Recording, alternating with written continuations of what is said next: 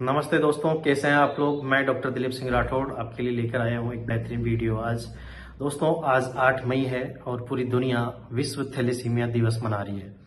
विश्व थैलेसीमिया दिवस इसलिए मनाया जाता है दोस्तों कि पूरी दुनिया में लगभग 100 मिलियन लोग इस बीमारी से ग्रसित है और यह एक गंभीर आनुवंशिक रोग है जिससे 100 मिलियन लोग ग्रसित है। और आज हम इस वीडियो के माध्यम से आपको इसके बारे में जानकारी साझा करेंगे। दोस्तों, थैलेसीमिया एक आनुवंशिक बीमारी है जो जेनेटिकली पेरेंट से अगली वाली जनरेशन को ट्रांसमिशन होती है। दोस्तों, भारत में इस बीमारी का स्तर यह है कि लगभग 1 लाख रोगी भारत में इस बीमारी से ग्रसित है और 40 लाख कैरियर लगभग इस देश में हुए।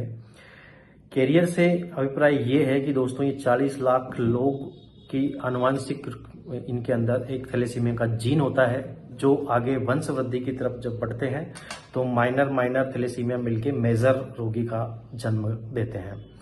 इसीलिए दोस्तों, जब हम इसकी स्क्रीनिंग की बात करते हैं तो थैलेसीमिया की स्क्रीनिंग के माध्यम से हम काफ़ी हद तक बचा जा सकता है।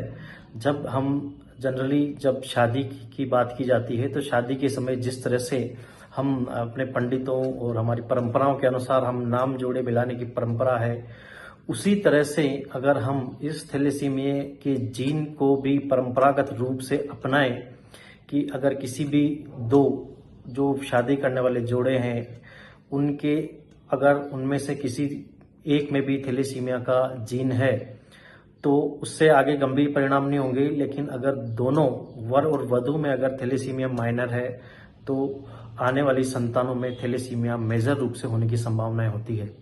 इसलिए दोस्तों, स्क्रीनिंग सबसे ज्यादा महत्वपूर्ण है इस रोग की भयावहता के कारण, क्योंकि रोग होने के बाद में इसके अधिकांश स्तर पे इसका कोई ज्यादा उपचार अभी इस युग में अवेलेबल नहीं है। लेकिन आगामी समय में कई तरह की सेल थेरेपी और साइटोजेनेटिक्स की रिसर्च चल रही है जिसके कारण से आगामी समय में हो सकता है कि हम इसके उपचार की तरफ बढ़ें।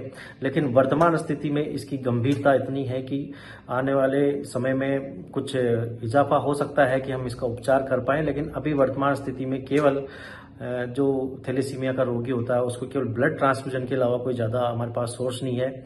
और cell transplant, stem cell transplant और बोन मैरो ट्रांसप्लांट कई सारे उपचार है, लेकिन कई बहुत ही महंगे हैं, आम आदमी की पहुंच से बाहर है और अभी उनकी जो क्योर रेट है वो भी काफ़ी कम है। इस वजह से हम स्क्रीनिंग की बात कर रहे थे कि स्क्रीनिंग थैलेसीमिया में बहुत ही महत्वपूर्ण है। कई सारे ऐसी टेक्निक्स है जो कि बच्चे के जन्म से पूर्व ही हम उनका पता लगाया जा सकता है कि बच्चे में कोई आनुवंशिक विकार तो नहीं है।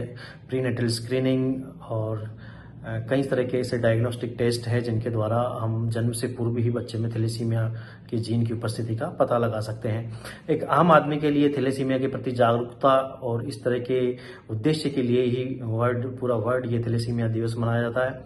और इस वर्ष 2024 की थैलेसीमिया दिवस की जो थीम है, empowering lives, embracing progress, equitable and accessible treatment for thalassaemia for all, ये थीम इस साल की है जिसमें पूरी दुनिया इस पे, इन बच्चों पे और इन थैलेसीमिया पीड़ितों के प्रति गहरी संवेदनाएं रखती है। और एक आम आदमी को भी जब भी कभी इसे रोगियों की पहचान हो, कभी जरूरत हो तो अपना रक्तदान करते रहे ताकि इन रोगियों को भविष्य में रक्त कम से कम आसानी से मिल पाए, क्योंकि इनको हर 15 दिन 20 दिन में ब्लड ट्रांसफ्यूजन की जरूरत पड़ती है। और आपके भी संपर्क में अगर कोई ऐसे बच्चे हैं तो आप हमेशा उनकी सेवा के लिए तत्पर रहे, क्योंकि ये एक सामाजिक कार्य है और हमें सामाजिकता दिखाते हुए हमें उनकी मदद करनी चाहिए। धन्यवाद।